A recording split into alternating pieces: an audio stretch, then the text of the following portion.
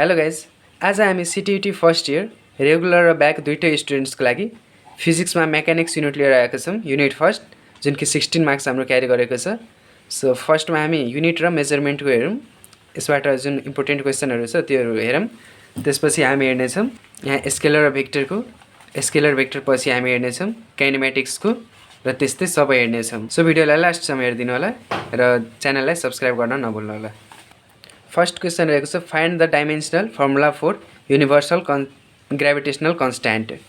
So universal gravitational कन्स्ट्यान्टको हामीलाई dimensional formula निकाल्नु भन्दैछ। So the gravitational force is F equals to G m1 m2 by R square. यो हाम्रो formula भयो। अब फर्मुला भइसकेपछि हामी यसलाई जी को निकाल्नु पर्ने छ, किनभने जी भनेको हाम्रो ग्रेभिटेसनल कन्स्ट्यान्ट हो। So G equals to F R square by m1 m2 भयो, जहाँ कि एफ भनेको फोर्स हो, आर भनेको डिस्टेन्स, m1 र m2 भनेको मासेस हो। सो अब युनिट अफ जी निकाल्दाखेरि अब यहाँ जुन हाम्रो एफ छ, एफ भनेको फोर्सको न्युटन हुन्छ र आर भनेको डिस्टेन्स भयो, डिस्टेन्स स्क्वायर भनेको मिटर स्क्वायर र यो m1 m2 को केजी हुन्छ। सो केजी यहाँ m1 m2 दुईटा मासेस छ, सो केजी स्क्वायर भयो। यो हाम्रो newton metre square per KG square हाम्रो युनिट अफ जी ग्रेभिटेसनल कन्स्ट्यान्टको युनिट भयो। सो अब हामी यसलाई डाइमेन्सनल फर्मुलामा चेन्ज गरौँ। सो अब यहाँ फोर्स छ, फोर्सको डाइमेन्सनल फर्मुला mlt - 2 हुन्छ। सो अब आर भनेको हाम्रो डिस्टेन्सको लेन्थ हुन्छ र m भनेको मास हो, मासको मास नै हुन्छ। सो अब ग्रेभिटेसनल कन्स्ट्यान्टको हेरौँ। यहाँ जुन हाम्रो छ न्युटन भनेको हाम्रो फोर्सको भयो, सो mlt - 2 भयो।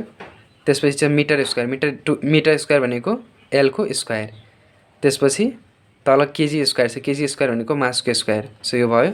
अब जी को निकाल्दाखेरि त्यस्तै यहाँ जुन ग्रेभिटेसनल कन्स्ट्यान्ट छ, ग्रेभिटेसनल कन्स्ट्यान्टको हामी डाइमेन्सनल फर्मुला निकाल्दाखेरि यहाँ जुन m छ मास स्क्वायर छ, सो माथि जाँदा यहाँ m - 1 बाँकी रह्यो र जुन l छ र l स्क्वायर र l भनेको l क्युब भयो र t - 2 को t - 2। यो हाम्रो ग्रेभिटेसनल कन्स्ट्यान्टको डाइमेन्सनल फर्मुला यसरी निकाल्न सक्छौँ। त्यस्तै अर्को रहेको छ हाम्रो can a physical quantity have unit but is डाइमेन्सनलेस।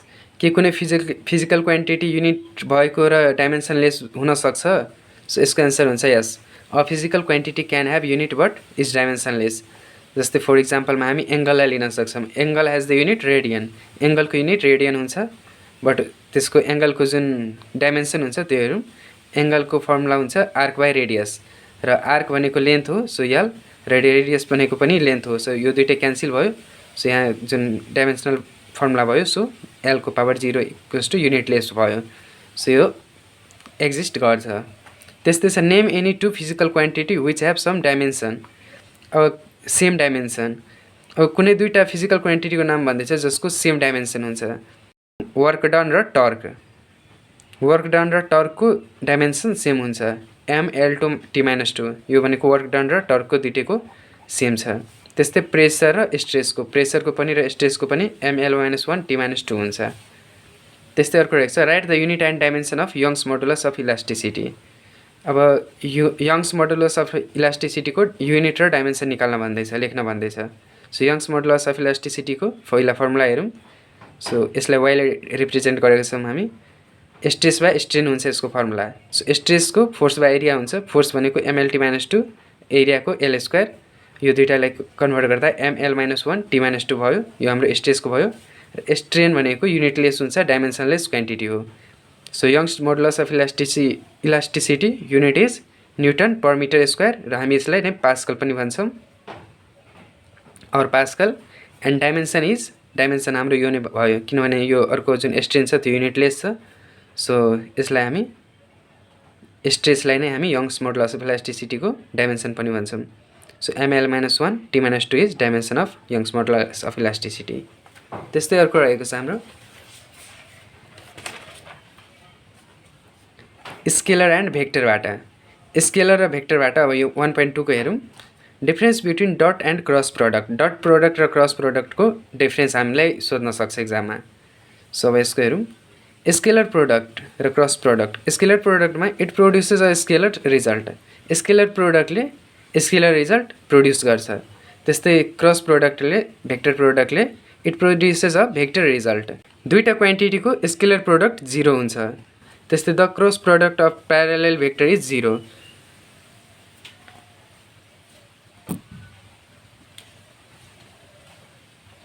For two vector A vector and B vector A dot B equals to AB cos theta हुन्छ र for two vector A vector and B vector A cross B equals to AB sine theta र power N हुन्छ, where N is unit vector. अब त्यस्तै हेरौँ, if A dot B equals to 0 what is the angle between A and B? The dot product between A and B is given. अब A vector र be भेक्टरको dot product equals to AB cos theta हुन्छ। So A vector dot B vector equals to 0, then AB cos theta equals to, अब AB cos theta equals to पनि 0 हुन्छ किनभने A vector B vector equals to 0 भयो, so AB cos theta पनि 0 हुन्छ। यहाँ यसरी हुन्छ, AB cos theta equals to 0 छ, so cos theta equals to 0 by AB, so cos theta equals to हामी 0 लेख्न सक्छौँ। त्यही भएर अब cos theta equals to 0 by AB equals to 0 भयो, so cos theta equals to 0 र कस 90 डिग्री इक्वल्स टू 0 हुन्छ, त्यही भएर थीटा इक्वल्स टू 90 डिग्री भयो। Angle between A vector and B vector is 90 degree.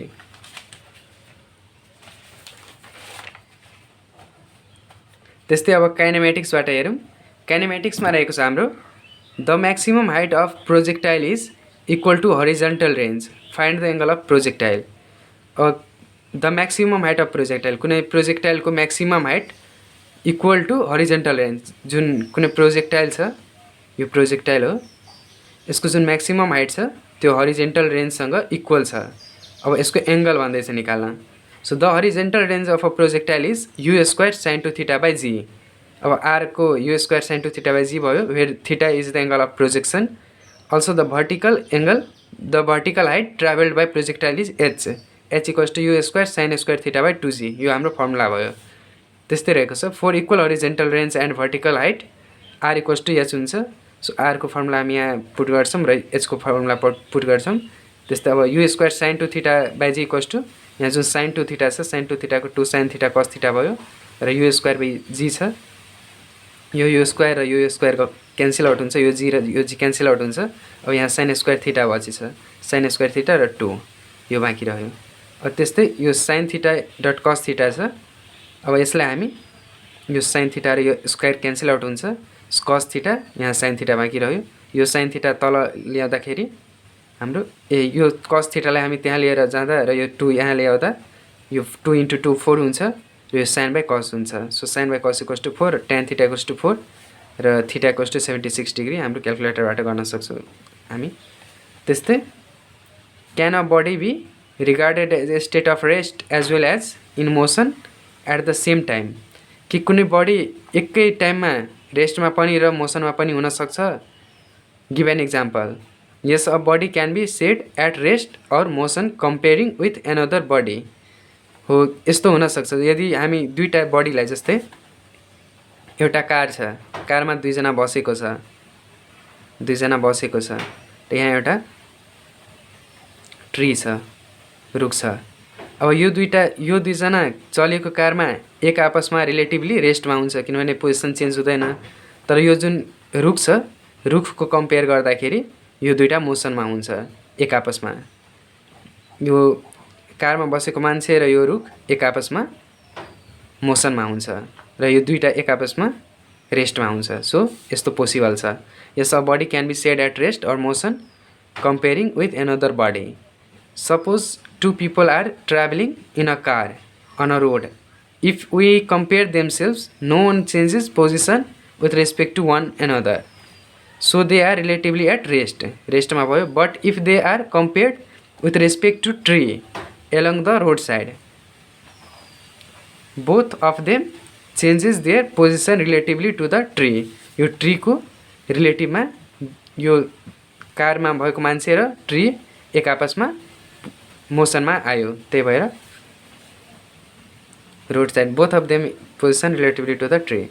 In this case the people are in motion, therefore we conclude that a body can be regarded in a state of rest as well as motion at the same time, हामी भन्न सक्छौँ।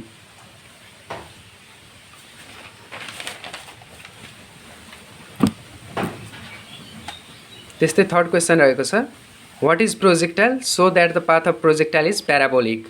अब projectile र प्रोजेक्टाइलको प्याराबोलिक पाथलाई हामी यहाँ cover गर्छौँ। A projectile is any object that is thrown or launched into air and then moves only under the influence of gravity.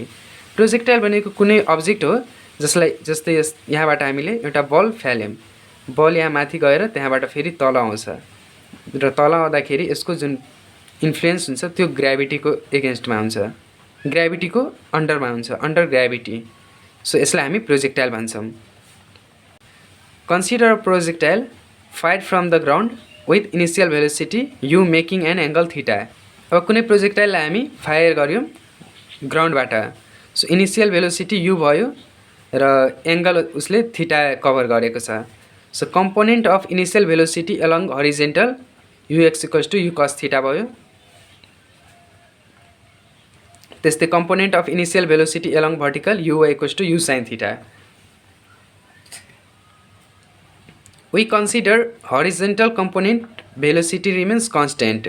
हामीले consider गऱ्यौँ कि जुन हरिजेन्टल यो जुन फायर गऱ्यौँ हामी यसको जुन हरिजेन्टल रेन्ज छ, हरिजेन्टल रेन्जमा जुन भेलोसिटी छ त्यो कन्स्ट्यान्ट हुन्छ, युएक्स छ सो युएक्स नै भएको हुन्छ र जुन भर्टिकल भेलोसिटी छ त्यो चेन्ज हुन्छ, त्यस्तो हामी कन्सिडर गरेका छौँ। So motion along horizontal UX equals to you cos theta. Acceleration AX किनभने हामी जुन यहाँबाट एक्सिलेट गरेको छौँ, यहाँबाट फायर गरेको छौँ त्यहाँबाट चेन्ज नै भएको छैन, हरिजेन्टलमा भेलोसिटी चेन्ज नै भएको छैन, त्यही भएर एक्सिलेरेसन एएक्स इक्वल्स टु 0 भयो। त्यस्तै छ डिस्टेन्स ट्राभल।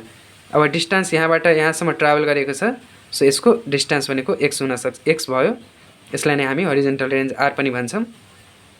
अब यहाँ डिस्टेन्सको फर्मुला एसएक्स लगाउँदाखेरि u t plus half a t square लगाउँदाखेरि यु भनेको युएक्स भनेको यहाँ यु कस थीटा भयो, टी को टी, अनि त्यस्तै हाफ ए भने एक्समा हाम्रो 0 छ सो 0 टी स्क्वायर।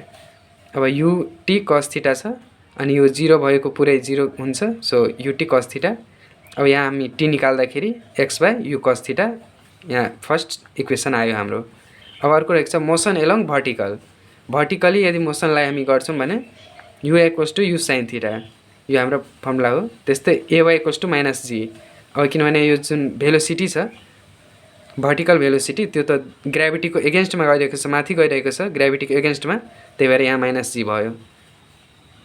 अब SY equals to Y, SY हामी यसको जुन डिस्टेन्स छ त्यसलाई हामी वाई मानेका छौँ।